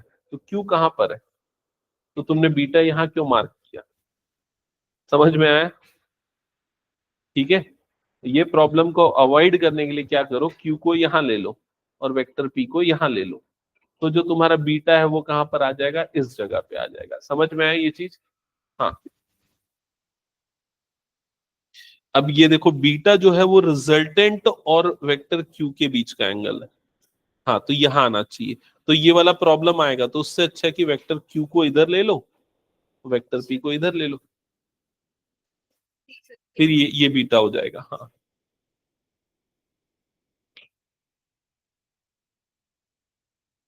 ये तो गलत है ना, फॉर्मूला ही गलत है, P square plus Q square आना चाहिए ना। ठीक है, हाँ,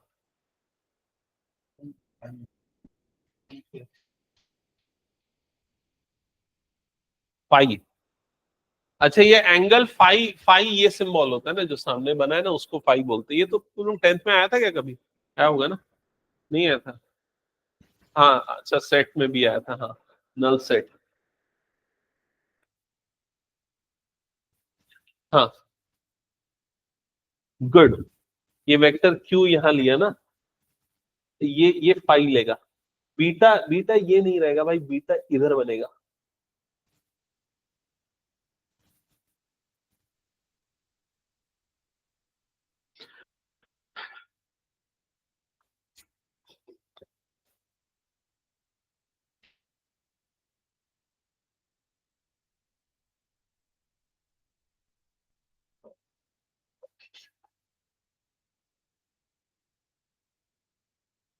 सबने ऐसा डायग्राम तो लगभग बनाया ही है, ठीक है, ये डायग्राम बनाया है। आपको पता है ये जो पीले वाले लाइंस है, एक वेक्टर पी है, दूसरा वेक्टर क्यू है, और ये जो ग्रीन वाली लाइन है ये रिजल्टेंट वेक्टर है, मतलब वेक्टर आर है, जिसके लिए आपको डेरिवेशन करना है। अब क्वेश्चन में पी और क्यू के बीच का एंगल फाई गिवन है, तो ऑब्वियसली आप वो फाई वाला एंगल यहां पर ले रहे हो, ये भी लगभग सभी ने किया है ना, ठीक है।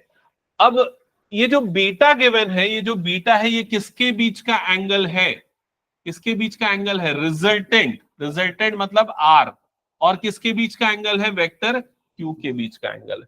तो अगर आप इसे वेक्टर क्यू लेते हो तो बीटा कहां पर बनना चाहिए, यहां पर, समझ रहे हो कि नहीं ये चीज। और अगर आप वेक्टर क्यू इसे लेते हो तो बीटा कहां पर बनना चाहिए, यहां पर। तो बेटर है कि मैं यहां पर इस वाले वेक्टर को क्या ले लूं, वेक्टर क्यू, और इस वाले वेक्टर को क्या ले लूं, वेक्टर पी। समझ में आया कि नहीं ये चीज। तो बीटा वाला जो एंगल बनेगा वो एंगल किस जगह पे बन जाएगा, यहां पर बन जाएगा बीटा वाला एंगल। क्लियर हो गया ये चीज, ठीक है। अब बाकी सारा का सारा एक्सप्रेशन वैसे ही बनेगा।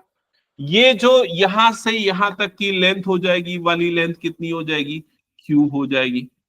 यहां से यहां तक की जो लेंथ होगी, ये वाली लेंथ, मतलब ये जो छोटे वाले राइट ट्रायंगल का बेस है, वो कितना हो जाएगा, पी कॉस फाई, ऐसे ही हो जाएगा। और इसका परपेंडिकुलर क्या हो जाएगा, पी साइन फाई, ऐसा ही हो जाएगा। क्लियर हो गया ये चीज। तो बड़े वाले राइट ट्रायंगल का जो बेस होगा वो क्या बन जाएगा, Q plus P cos phi, ठीक है। अब आप बड़े वाले राइट ट्रायंगल में क्या लगा दोगे, पाइथागोरस थ्योरम।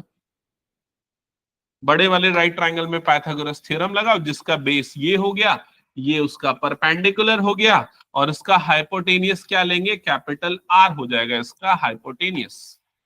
तो फॉर्मूला लगा दो simply, R square is equal to P sine phi का whole square plus Q plus P cos phi का होल स्क्वायर।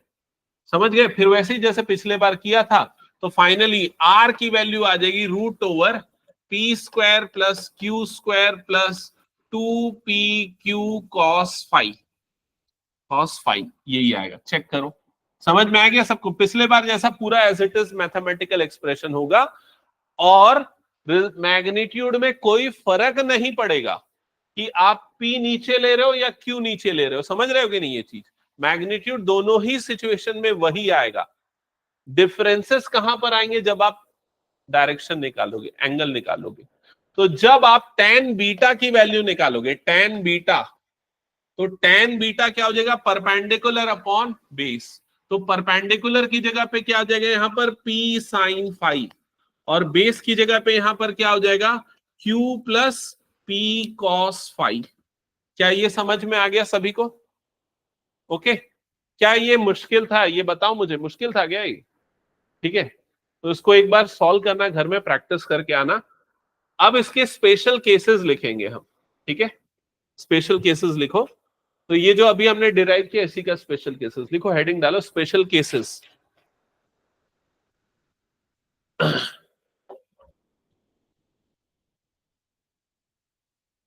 स्पेशल केसेस, ठीक है। तो case 1, when vector A is perpendicular to vector B, when vector A is perpendicular to vector B, दोनों vector perpendicular है।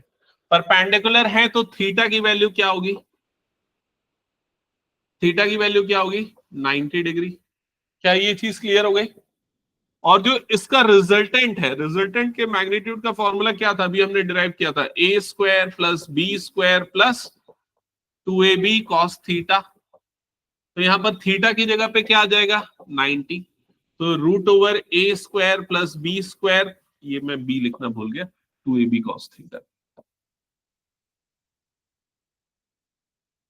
2ab cos theta, तो A square plus B square plus 2ab, ये हो जाएगा cos 90, और cos 90 की value 0 होती है, तो रिजल्टेंट आ जाएगा root over A square plus B square plus 0, तो r की वैल्यू आ जाएगी root over A square plus B square. क्या ये क्लियर हो गया सबको?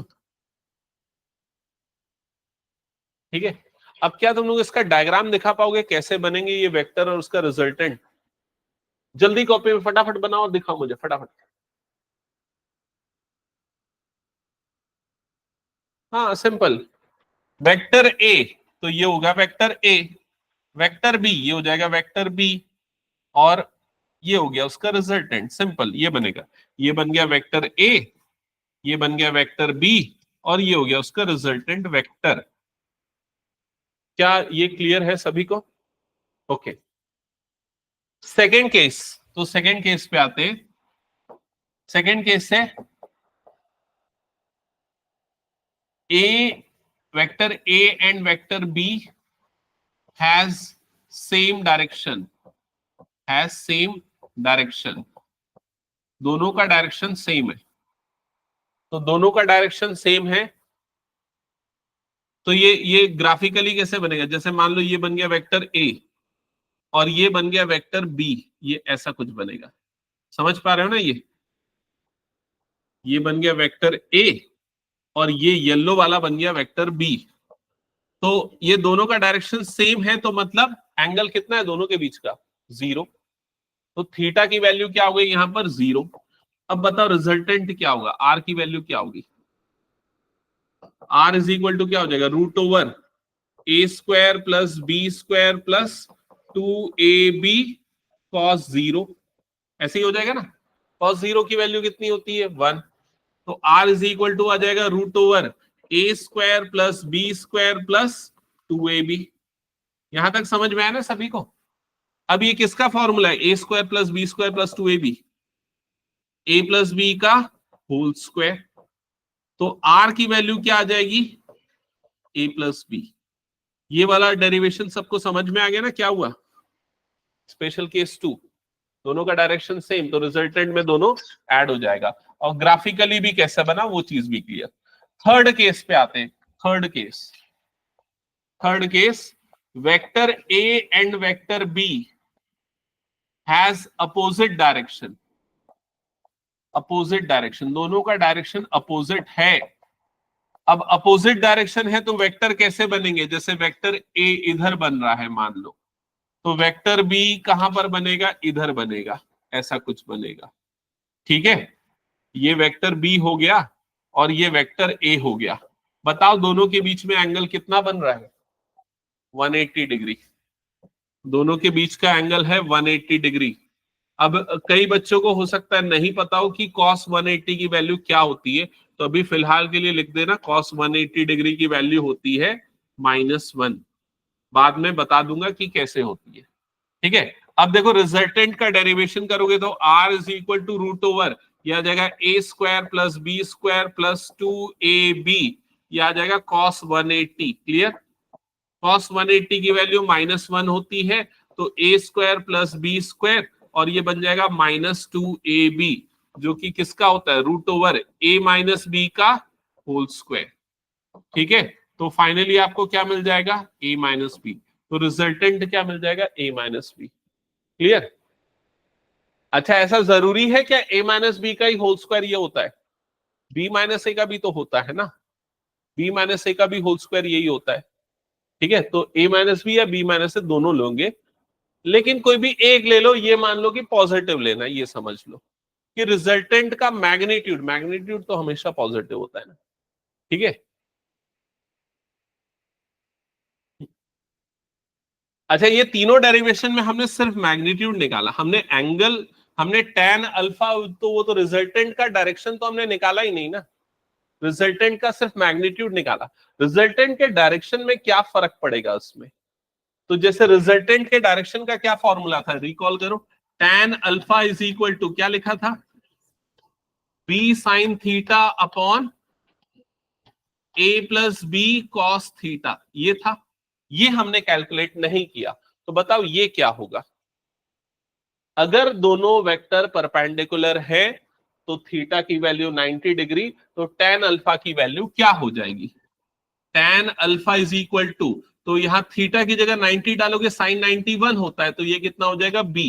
यहां थीटा की जगह 90 डालोगे cos 90 0 होता है, तो ये क्या हो जाएगा b बाय a।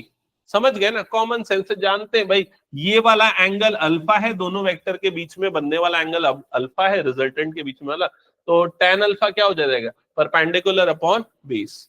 क्लियर। यहां पर क्या होगा बताओ सेकेंड केस में, सेकेंड केस में क्या होगा, तो tan alpha is equals to, tan alpha is equal to, formula same है, b sine 0 divided by a plus B cos 0, a plus B cos 0, ऐसी होगा। साइन 0 की वैल्यू क्या हो जाती है 0, तो तो tan अल्फा की वैल्यू यहां पर क्या आ गई 0। समझ गए ना ये चीज, tan अल्फा की वैल्यू 0। अब tan में कब एंगल 0, कब वैल्यू 0 आती है, जब अल्फा की वैल्यू क्या हो, tan थीटा की वैल्यू 0 कब होती है, थीटा के कौन से एंगल के लिए, 0 डिग्री पे। तो अल्फा की वैल्यू यहां पर कितनी आ गई 0। अल्फा का वैल्यू 0 होने का मतलब क्या है, कि जो रिजल्टेंट है और जो वेक्टर ए है दोनों के बीच में 0 डिग्री का एंगल है। मतलब जब ये दोनों वेक्टर को ऐड करेंगे तो उनका जो रिजल्टेंट आएगा उसका भी डायरेक्शन क्या होगा, यही वाला होगा। समझ में आ रहा है कि नहीं ये चीज। हाँ, अगले वाले में क्या होगा बताओ, यहां पर क्या होगा, साइन 180 की वैल्यू क्या होती है 0 होती है, तो ये वाली वैल्यू भी कितनी आएगी 0 ही आएगी। ठीक है। अच्छा, एक और चीज यहां पर कंक्लूजन अगर देखा जाए, इसका मतलब क्या हुआ, दोनों वेक्टर सेम डायरेक्शन में, तो इसको ऐसा मान लो कि दो फोर्स अप्लाई हो रहे हैं, दोनों फोर्स अगर सेम डायरेक्शन में अप्लाई होगा तो जो रिजल्टेंट फोर्स होगा या नेट फोर्स होगा वो क्या हो जाएगा, दोनों का एडिक्शन। और अगर कोई दो फोर्स अपोजिट डायरेक्शन में अप्लाई होते हैं तो रिजल्टेंट क्या होगा, दोनों का सब्सट्रैक्शन। ये आप लोग 9th में पढ़ते थे मेरे ख्याल से। समझ में आ रहा है कि नहीं ये चीज। और कौन सा, ये वाला, अगर मान लो एक फोर्स और दूसरा फोर्स दोनों एक दूसरे के परपेंडिकुलर है तो रिजल्टेंट क्या होगा, दोनों का डायगोनली, मतलब जो हाइपोटेन्यूस वाला पार्ट है वो बनेगा। ठीक है, तो ये हटा दो, हो गया तो सभी का। अब इस पे बेस्ड कुछ क्वेश्चंस कर लेते हैं। तो सबसे पहले फर्स्ट क्वेश्चन देखो क्या लिखा है, ये स्पेशल केसेस जो भी हमने डिस्कस किया, ये है first question.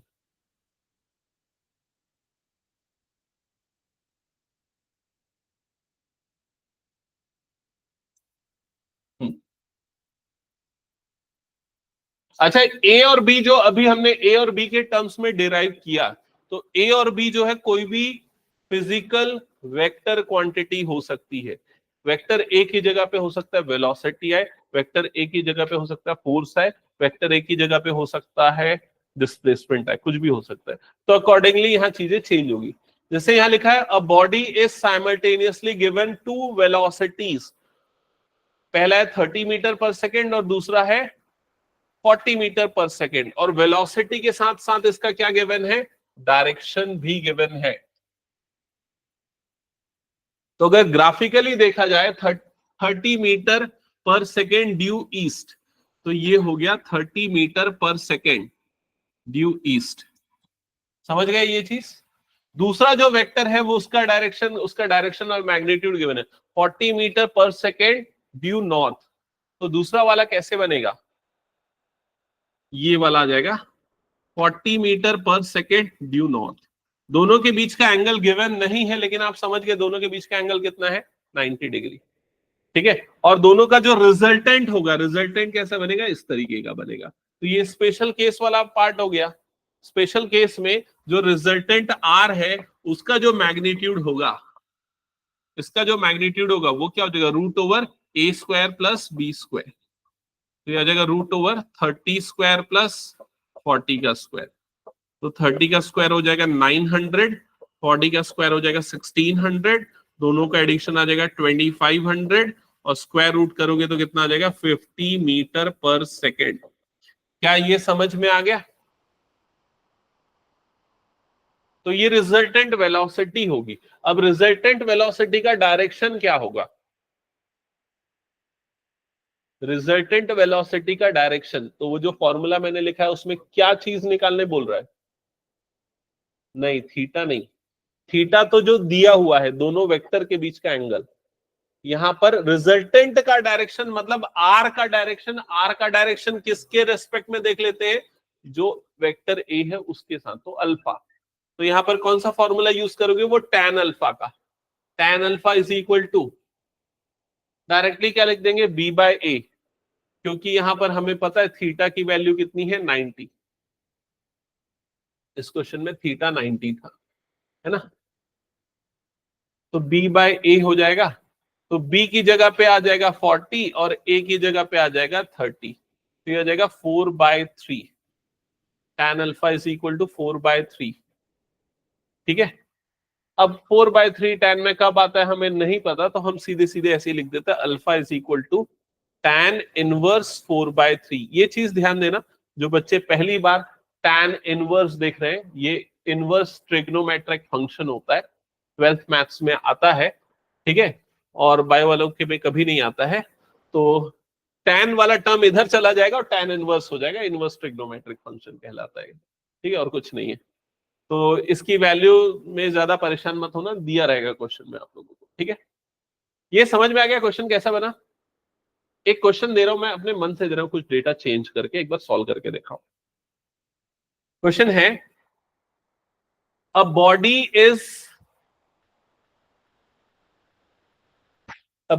is simultaneously given two velocities. A body is simultaneously given two velocities. ठीक है, जिसमें फर्स्ट है 1/2 metre per second, 1/2 metre per second,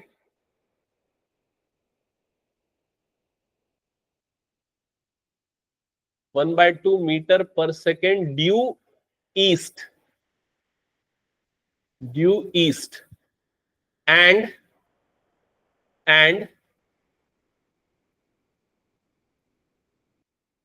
1/4 metre per second, 1/4 metre per second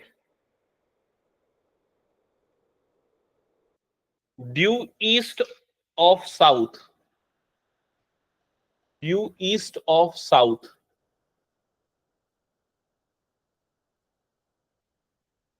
find the resultant velocity, find the resultant velocity. पहले तो इसका diagram बनाना ना। Due east of south लिखा ना, लेकिन उसमें कुछ चीज क्लियर नहीं है, कितना ईस्ट ऑफ साउथ है, तो उसमें ये भी मेंशन कर दो 45 डिग्री, नहीं 45 नहीं, इसको ले लो 60 डिग्री ले लो, 60 degree due east of south. 60 में भी प्रॉब्लम आएगा, 30 ले लो, 30 degree due east of south. South से लेंगे साउथ। हाँ, ये चीज सोचना था, मैं चाहता था ये सोचो तुम लोग।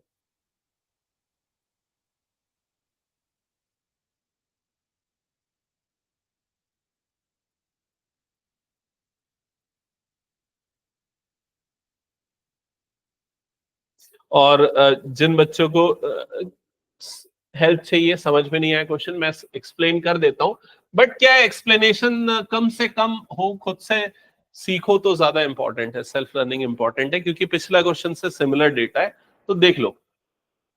तो यहां पर पहली जो वेलोसिटी मैंने दी है 1/2 मीटर पर सेकेंड दी है, और वो किस डायरेक्शन में है? वो है ईस्ट के डायरेक्शन में, है ना? तो ये इस तरीके से मान लो ये वेक्टर ए हो गया। दूसरी जो मैंने वेलोसिटी दी है वो 1/4 मीटर पर सेकेंड दिया ना, 1/4 metre per second, 1/4 metre per second, और उसका डायरेक्शन क्या दिया है? 30 degree east of south, 30 degree east of south, ये मैंने दिया है, ठीक है। तो पहले तो इन दोनों वेक्टर को ग्राफिकली समझते कि एक्चुअल में ये बनेंगे कैसे। तो ग्राफिकली समझने के लिए ना, पहले मैं नॉर्थ साउथ ईस्ट वेस्ट ये सब ड्रॉ कर देता हूं, ठीक है। ये हो गया नॉर्थ, ये हो गया साउथ, ये हो गया ईस्ट, ये हो गया वेस्ट। ठीक है, अब जो पहला वेक्टर यहां पर है, वेक्टर ए जो आपको दिख रहा है वो है 1/2 मीटर पर सेकेंड ईस्ट। तो ये तो सीधे सीधे यहां पर आ गया भाई, ये हो गया वेक्टर ए हमारा, ये हो गया वेक्टर ए। दूसरा वेक्टर बी जो है वो है 1/4 metre per second 30 degree east of south. अब ये वेक्टर बी कहां पर बनेगा, ये देखो 30 डिग्री ईस्ट ऑफ साउथ, तो साउथ से ईस्ट की डायरेक्शन में 30 डिग्री, साउथ से ईस्ट की डायरेक्शन में 30 डिग्री, मतलब वेक्टर बी बनेगा यहां पर। थोड़ा छोटा बनाना चाहिए इसको, छोटा क्यों, क्योंकि इसका मैग्नीट्यूड कम है। तो ये वाला एंगल जो आपको दिया है, ये वाला एंगल कितना है, 30 डिग्री। समझ गए ना ये चीज? हाँ, तो अब ये वेक्टर बी है, वेक्टर बी ये है। अब वेक्टर ए और वेक्टर बी के बीच का एंगल कितना है, अगर ये आपसे पूछे तो 30 डिग्री बोलना गलत होगा। क्या है दोनों के बीच का एंगल, 60 डिग्री। तो यहां थीटा की वैल्यू कितनी ली जाएगी, 60 डिग्री ली जाएगी। समझ गए? और कॉस 60 की वैल्यू कितनी होती है, 1/2। इसीलिए मैंने बार बार चेंज किया था, क्योंकि कॉस 30 लेता तो क्या लेना पड़ता, √3/2। 45 लेते तो क्या लेना पड़ता, 1/√2। इसलिए फिर मैंने बाद में सोच के चेंज किया। ये समझ में आया सबको? तो ये वेक्टर ए वेक्टर बी दोनों का मैग्नीट्यूड गिवन है और दोनों के बीच का एंगल भी निकल गया। अब कौन सा फॉर्मूला यूज करेंगे रिजल्टेंट के लिए? रिजल्टेंट के मैग्नीट्यूड के लिए फॉर्मूला होगा R √√a² plus b² plus 2ab cos theta. यही यूज होगा फॉर्मूला। तो क्या आ जाएगा, √a², ए मतलब ए की जगह पे क्या आ जाएगा, 1/2, तो 1/2 का स्क्वायर, b² मतलब ये हो जाएगा 1/4 का स्क्वायर, प्लस 2ab, तो 2 ए की जगह पे 1/2, बी की जगह पे 1/4, और यहां पर क्या जाएगा cos थीटा, तो cos 60 डिग्री। क्लियर हो गया सबको ये चीज? तो ये आ जाएगा √1/4 प्लस 1/16 प्लस ये 2 कट जाएगा। cos 60 की वैल्यू कितनी होती है, 1/2 होती है, तो 1/2 इंटू 1/4 मतलब कितना बन जाएगा, ये 1/8। चेक करो समझ में आ रहा है कि ये पूरा? So finally resultant R is equal to क्या आ जाएगा, √, इसका एलसीएम आ जाएगा 16, 4 4 जा 16, 16 1 जा 16, 8 2 जा 16, तो 4 + 1 5, 5 + 2 7, तो ये आ जाएगा √7/4। √7/4 आया क्या, चेक करो एक बार जल्दी से। तो ये हो जाएगा रिजल्टेंट का मैग्नीट्यूड। अब रिजल्टेंट का डायरेक्शन क्या होगा, हाँ √3/5 tan इनवर्स जो भी आएगा वो देखो। तो ये समझ गए ना सभी?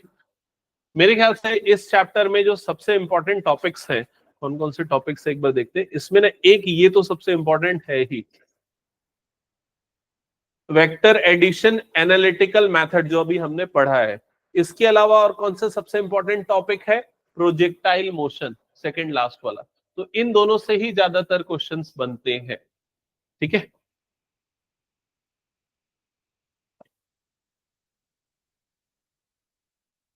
चलो इसके बाद और कुछ न्यूमेरिकल्स थे जो हम बाद में करेंगे फिर नेक्स्ट क्लासेस में। ठीक है,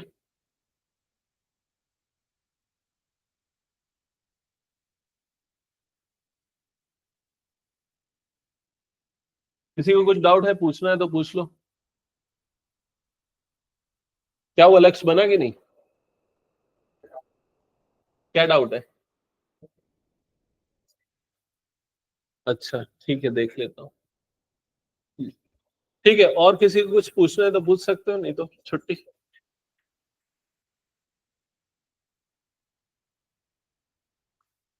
ऑनलाइन में सार्थक